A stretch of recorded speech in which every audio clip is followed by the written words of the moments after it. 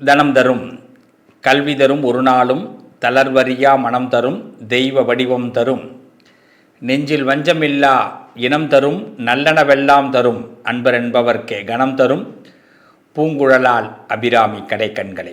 அபிராமியுடைய கடைக்கண் பார்வையினால் உங்கள் அனைவரையும் சந்திப்பதிலே பெருமகிழ்ச்சி. ஆவணி மாதம். இந்த ஆவணி மாதம் நம்ம வாழ்க்கையில் என்ன மாற்றங்களை கொடுக்க போகுது அப்படிங்கிறத பார்க்க போகிறேன். உங்களுக்காக இந்த பதிவுகளை நாங்கள் சொல்கிறோம். ஆவணி மாத பலன்.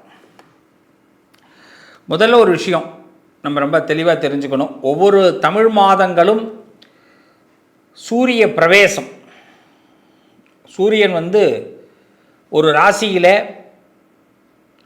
சேர்வது தான் தமிழ் மாதத்துடைய பலன். இப்போ கடகத்தில் சூரிய பகவான் இருந்தார். இப்போது சிம்ம ராசி தனது சொந்த வீட்டிற்கு சூரிய பகவான் வருகிறார். சிம்மத்திற்கு சூரிய பகவான் வரும்பொழுது பொதுவாக வேர்ல்டு ரெக்கார்டு எப்பயுமே ஆவணி மாதம் ரொம்ப பிஸியாக இருக்கும். எங்கேயுமே பிஸியாக இருக்கும். நல்ல கவனிங்க. அரசியலில் பெரும் புள்ளிகளை பற்றி பேச்சுவார்த்தைகள்லாம் இப்போ நடக்கும்.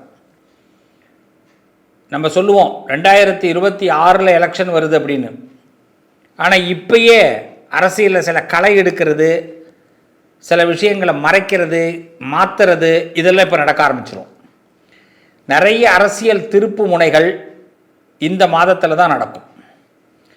அதுவும் இந்த வருஷம் பார்த்திங்கன்னா விஸ்வாவசு வருஷத்தில் இந்த ஆவணி மாதமானது திடீர் மழை ஏற்படுத்தக்கூடிய ஒரு மாதமாக இருக்கும். வாரத்துடைய முன்னாடி உள்ள வாரமும் கடைசி நேரத்துலையும் திடீர் மழைகள் ஏற்படும். விற்பனைகள்லாம் நல்லா ஓங்கி இருக்கும். தங்கம் நிறைய விற்பனையாகும். பொருளாதாரத்தில் வியாபாரிகளுக்கு நல்ல வரவேற்பு கிடைக்கும். வியாபாரிகளுடைய விற்பனை வளம் அதிகரிக்கும். பயப்பட வேண்டாம். ஏதாவது இந்த 5 வட்டி 10 வட்டி 2 வட்டி இது மாதிரிலாம் வட்டி வாங்கினவங்கெல்லாம் இந்த வட்டியை அடைக்கிறதுக்கான நல்ல பிளான் போட்டு முழு கடனையுமே அடைக்கிறதுக்கு நல்ல வியூகம் வகுப்பாங்க. இந்த மாடு கண்ணுக்குட்டி வச்சுருக்கிறவங்களாம் கொஞ்சம் கவனமாக வச்சுருக்கணும். திடீர் நோய்கள் மாடு கண்ணுக்குட்டி, ஆடு, கோழி இந்த மாதிரி விஷயங்கள் அவங்களுக்கு பாதிக்க வாய்ப்பு இருக்குது. அதனால் மாடு, கன்று, கோழி, ஆடு வளர்ப்பவர்கள் கொஞ்சம் கவனமாக இருங்க. ஏதாவது தொற்று நோய்கள் ஏற்படவோ, அந்த மாட்டுக்கு ஆட்டுக்கு தொற்று நோய்கள் ஏற்பட வாய்ப்பு இருக்கிறனால அதை சரியாக பயன்படுத்தணும். அவங்களுக்கு என்னென்ன தேவையோ ஊசியெல்லாம் சரியாக போடணும். யானைகளால் கொஞ்சம் யானை இருக்கக்கூடிய காட்டு இடங்களில், வனப்பகுதிகளில் யானைகளால் கொஞ்சம் சில பிரச்சனைகள் ஏற்படும். இப்போ நம்ம ஊரில் யானை வரும்னு ஒரு பிளான் இருக்கும். சில இடங்கள்லாம் பார்த்திங்கன்னா அவங்களாம் இப்போ கொஞ்சம் கவனமாக இருக்கணும். அதெல்லாம் வராது அப்படிலாம் யோசிக்கக்கூடாது. வந்தால் என்ன பண்ணணும் அதை பிளான் பண்ணிக்கணும். விநாயக சதுர்த்தி வருது இந்த மாதத்தில். அதனால் விநாயக சதுர்த்தி மிகப்பெரிய சந்தோஷத்தை ஏற்படுத்தும். நிறைய நல்ல மாற்றங்கள். எல்லா வருஷத்தை விட இந்த வருஷம் விநாயக சதுர்த்தி ரொம்ப சிறப்பாக கொண்டாடப்படும். நிறைய பேரால் ரொம்ப எதிர்பார்க்கப்பட்டு பேசப்பட்டு விநாயக சதுர்த்தியில் திருப்தி ஏற்படும். இலங்கையில் இருக்கக்கூடிய மக்கள்கள் கொஞ்சம் கவனமாக இருக்கணும். அவங்களுக்கு நிறைய நல்ல விஷயங்கள், பக்தியில் நல்ல முன்னேற்றங்கள் ஏற்படும். சுவாமி அவங்கள ரொம்ப அனுகிரகம் பண்ணுவாங்க. இலங்கை வாழ் மக்கள் பக்தியில் நாட்டத்தை அதிகப்படுத்துவது நல்லது. அவங்களுக்கு ஏற்கனவே ஆல்ரெடி பக்தி நிறைய உண்டு. அதில் இன்னும் பக்தி மேலே வேறு யாரையுமே நம்ப வேணாம், சுவாமியை நம்புங்க. ஏன்னா இந்த உலகத்தில் நிறைய நம்பிக்கை துரோகங்கள் நடக்குது. அதனால் கடவுளை நம்புங்க, முருகனை நம்புங்க, சிவனை நம்புங்க. அதனால் இந்த காலகட்டத்தில் இறைவனை நம்ப வேண்டிய கட்டாயம். அதே நேரத்தில் சீதோஷ நிலைகள் படி கொஞ்சம் கவனமாகவும் இருக்கணும். மேற்கு வங்கம் போன்ற இடங்களில் மழையினால் ப்ராப்ளங்கள் ஏற்படும். கொஞ்சம் கவனமாக இருங்க. இந்த மாதத்தில் சந்திர கிரகணம் வருது.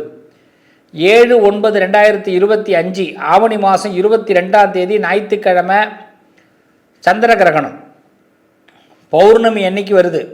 7/9/2025 ஞாயிற்றுக்கிழமை ஆவணி 22 விஸ்வாவசு வருஷத்தில். அதாவது இரவு 9:57 துவங்குது சந்திர கிரகணம். பிறகு பார்த்தீங்கன்னா 1:26 முடிவு வருது. 9:57 துவங்கி 1:26 முடிவடைகிறது.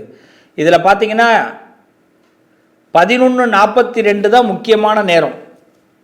நள்ளிரவு 11:42. இந்த சந்திர கிரகணத்தினால பார்த்தீங்கன்னா யார் யாரெல்லாம் பாதிக்கப்படுறாங்க, யார் யார் சாந்தி செஞ்சுக்கணுங்கிறத நான் பகுதியோட இறுதியில் சொல்கிறேன், வெயிட் பண்ணுங்கள். அப்போ சந்திர கிரகணம் வர்றதுனால ரொம்ப சில நேரங்களில் இந்த சீதோஷ நிலைகள், பிரசவத்தில் இருக்கக்கூடியவர்கள், பிரசவ காலத்தில் இருக்கக்கூடியவர்கள், ஆவணி மாதத்தில் கல்யாணம் பண்ண கப்புள்ஸ், நியூ கப்புள்ஸ், இவங்கெல்லாம் கவனமாக இருக்கணும். அந்த நாளில் ரொம்ப கவனமாக இருக்கணும். ஒன்று சொல்கிறேன், ஒன்றும் நம்பணும், இல்லை இதை பற்றி கண்டுக்கக்கூடாது. இது என்ன பண்ண போகுதுன்னு யோசிக்கக்கூடாது. அங்கே தான் பிரச்சனை.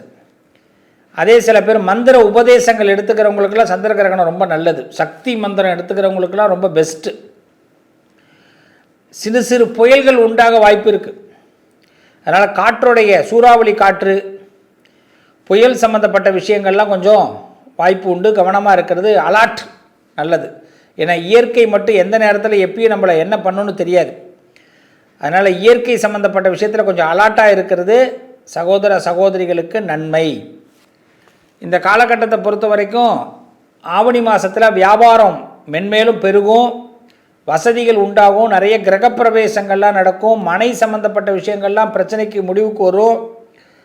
அக்கம் பக்கத்து அண்டை வீட்டார்கள் மீது இருக்கக்கூடிய குறைவான எண்ணங்கள்லாம் நிறைவான எண்ணமாக மாறும். பங்காளி பிரச்சனைகள்லாம் முடிவுக்கு வரும். ஆலய வழிபாடுகள்லாம் நல்ல முன்னேற்றத்தை கொடுக்கும். ஆக இந்த ஆவணி மாதம் பெரிய இழப்புகளை ஏற்படுத்தாது. சிறப்பான மாதம். இந்த ஆவணி மாதம் முழுமையாக சூரிய பகவான் சிம்மராசியில் இருக்கிறதுனால எல்லாருமே பார்த்திங்கன்னா ஆல்ரவுண்டு சிவாலயத்தை போய் தரிசனம் பண்ணுறது நல்லது. ருத்ர அபிஷேகம் பண்ணி பார்க்குறது நல்லது. ருத்ராபிஷேகம்னு சொல்லுவாங்க, செஞ்சு பாருங்கள், நல்லது. சிவாலயத்தில் வில்வ அர்ச்சனை பண்ணுங்க, ரொம்ப நல்லது. திங்கட்கிழமையும் ஞாயிற்றுக்கிழமையில், இந்த ஆவணியில் மட்டும் எல்லா ஞாயிறும் ரொம்ப பெஸ்ட்டு. ஆவணி ஞாயிற்றுக்கிழமை சமயபுரம் மாரியம்மனையும் சிவபெருமானையும் வழிபாடு பண்ணுங்கள். திங்கட்கிழமை சிவனை குளிர வைங்க. ஆவணியில் சிவாலயம் நோக்கி நிறைய நடைப்பயணங்கள் மேற்கொள்ளுங்க. உங்கள் உள்ளூரில் இருக்கிற சிவாலயத்தில் இந்த ஆவணி மாதத்தில் மட்டும் திங்கட்கிழமை 11 சுற்று சுற்றுங்க. எந்த கோவில் நீங்கள் உள்ளூரில் உங்கள் தெருவில் ஒரு கோவில் இருந்தாலும் போயிட்டு வாங்க. 11 டைம்ஸ் 11 ருத்ரர்கள். ருத்ரனுடைய அனுகிரகம் நமக்கு கிடைக்கும். கெட்டது நடக்காது. செய்வன கோளாறுகள்லாம் நீங்கும். பேர் புகழெலாம் கிடைக்கும். ஆவணி மாதத்தை விட்டுடாதீங்க. ஆவணி மாதத்தில் சீரும் சிறப்புமாக இருக்கலாம். நல்ல ஒரு பேஸ்மெண்ட் கொடுக்குற அருமையான மாதம். பொதுவாக பார்த்திங்கன்னா பிள்ளையார் சதுர்த்தி வர்றதுனாலே முதல் மாதமே ஆவணியில் வந்துடும். அதான் ஆவணி தான் முதல் மாதமாக கொண்டு வர்றாங்க. அதனால் நம்ம எடுக்கிற முயற்சிகள் சக்ஸஸ் ஆகும்.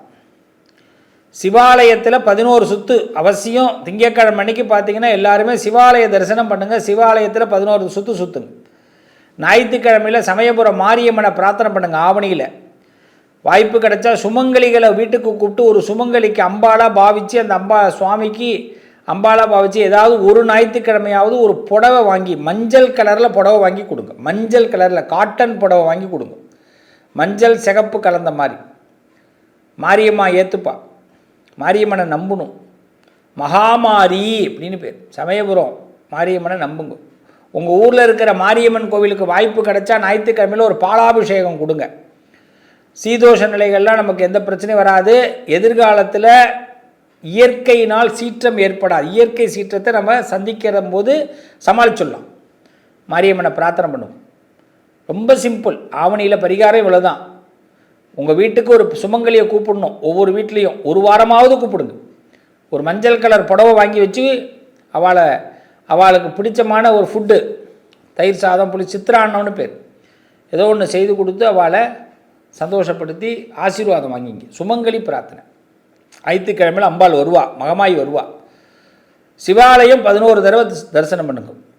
ஏன்னா நமக்கெல்லாம் நிறைய வன்மம், குரோதம் எல்லாம் இருக்கும். எல்லா மனுஷனுக்குள்ளேயும் ராவணன் இருப்பான், எல்லா மனுஷனுக்குள்ளேயும் ராமன் இருப்பான். யாருக்குள்ளேயும் எதுவும் இல்லாமல் இருக்காது. ஏன்னா சில நேரங்களில் அவர் பார்க்குற விஷயத்தை பார்த்தா பொங்குவோம்ல. அதர்மம் ரொம்ப தலைவிரித்து ஆடும்போது என்ன பண்ணுறது? எல்லாருக்குள்ளேயும் பிரச்சனைகள் வரும். அப்போ தர்மத்தை கொண்டு வரணும்னா நம்ம தான் தர்மத்தின் வழியில் போகணும். அதனால் சிவாலய தரிசனம், ருத்ரர்களை வழிபாடு பண்ணுங்கள். திங்கக்கிழமை சிவன் கோயிலுக்கு போய் அர்ச்சனை பண்ணுங்கள். 11 சுற்று சுற்றுங்க. இதை மட்டும் இந்த ஆவணியில் செய்யும் பொழுது நமக்கு புகழ் கிடைக்கும். நமக்கு இந்த கோபம் மண்டையில் இருக்கிற சூடெல்லாம் குறையும். ஆயில் பாத் பண்ணுங்கள். ஆண்கள் சனிக்கிழமையில் ஆயில் பாத் பண்ணுங்கள், பெண்கள் வெள்ளிக்கிழமையில் ஆயில் பாத் பண்ணுங்கள். நல்லெண்ணெய் குளியல். ஆவணி மாதம் நன்னா இருக்கும், பயப்பட வேணாம். சீதோஷ நிலைகள் நம்மளை காப்பாற்றும். பெரிய அளவில் எந்த விதமான தொந்தரவுகளும் ஆவணியில் ஏற்படாது. சுவாமியை நிறைய நம்பணும். அடுத்த சந்திர கிரகணம். இந்த சந்திர கிரகணம் பார்த்திங்கன்னா 7/9/2025 ஆவணி மாதம் 22ஆம் தேதி ஞாயிற்றுக்கிழமை முழு பௌர்ணமி அன்னைக்கு வருது. இரவு சரியாக 9:57க்கு ஆரம்பம். சதய நட்சத்திரம், பூரட்டாதி நட்சத்திரம். இந்த கணக்கில் தான் இந்த சந்திர கிரகணம் ஆரம்பிக்குது. அன்றைக்கி சதயம், பூரட்டாதி.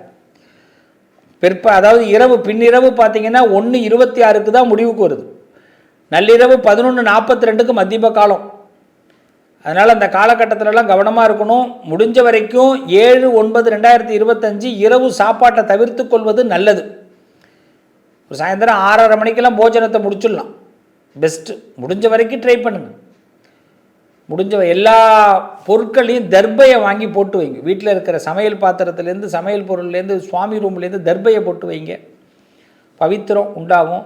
ஏன்னா ரொம்ப ஒரு பெரிய ஒரு பவர் ஒன்று வரும்போது அது நமக்கு அந்த பவர் ஏற்றுக்கிற அளவுக்கு நம்மளால் முடிஞ்சால் ஏற்றுக்கலாம், முடியாமல் நம்ம திணறக்கூடாது.